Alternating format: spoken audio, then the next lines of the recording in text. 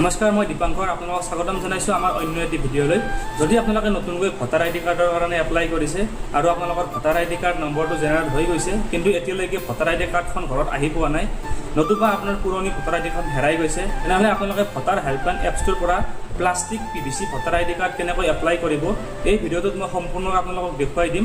ভিডিঅ'টো শেষলৈকে চাই থাকিব। PVC ভোটাৰ আইডি কাৰ্ডখন এপ্লাই কৰাৰ বাবে প্ৰথমে আপোনালোকে প্লে ষ্ট'ৰত গৈ ভোটাৰ হেল্পলাইন এপছটো ডাউনলোড কৰি ল'ব লাগিব। ডাউনলোড কৰাৰ পিছত অপেনত ক্লিক কৰিব।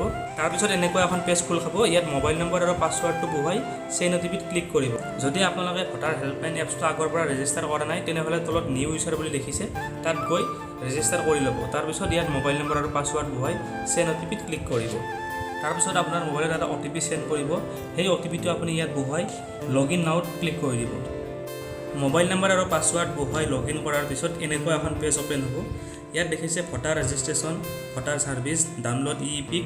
ইয়াত আপোনালোকে PVC voter ID card apply কৰাৰ উপৰিও আপোনালোকে নতুনকৈ ভোটাৰ আইডি কাৰ্ডৰ বাবে এপ্লাই কৰিব পাৰিব। যদি আপোনালোকৰ পুৰণি ভোটাৰ আইডি কাৰ্ডখনত এড্ৰেছ ভুল আছে বা নাম ভুল আছে বা ডেট অফ বাৰ্থ ভুল আছে, সেইবিলাক শুধৰণি কৰিব পাৰিব।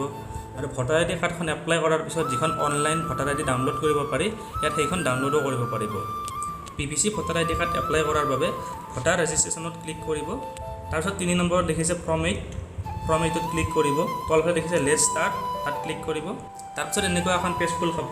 ইয়াত দেখিছে do you already have voter ID number. যদি আপোনালোকৰ ভোটাৰ আইডি নাম্বাৰটো অলৰেডি আছে বা আপুনি জানে, তেনেহ'লে ইয়েছত ক্লিক কৰিব। আৰু যদি আপুনি নাজানে বা নাই, তেনেহ'লে তলত ন' বুলি আছে, ন'ত ক্লিক কৰিব।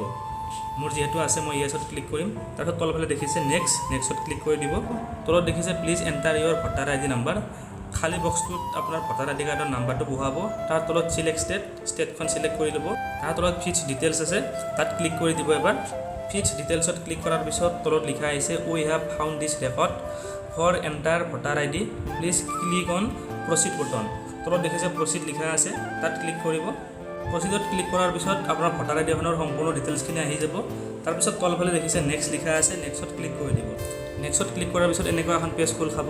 ইয়াত আপোনাৰ নাম, আপোনাৰ ৰিলেটিভৰ নেম লিখা থাকিব। অকণমান স্ক্ৰল ডাউন কৰিব। ইয়াত দেখিছে আধাৰ ডিটেইলছ। ইয়াত আপোনাৰ আধাৰ কাৰ্ড নাম্বাৰটো বহুৱাব দিছে। আৰু যদি আপোনালোকৰ আধাৰ কাৰ্ড নাই, তেনেহ'লে তলত এটা অপশ্যন আছে I am not able to furnish my Aadhaar number, তাত ক্লিক কৰি দিব।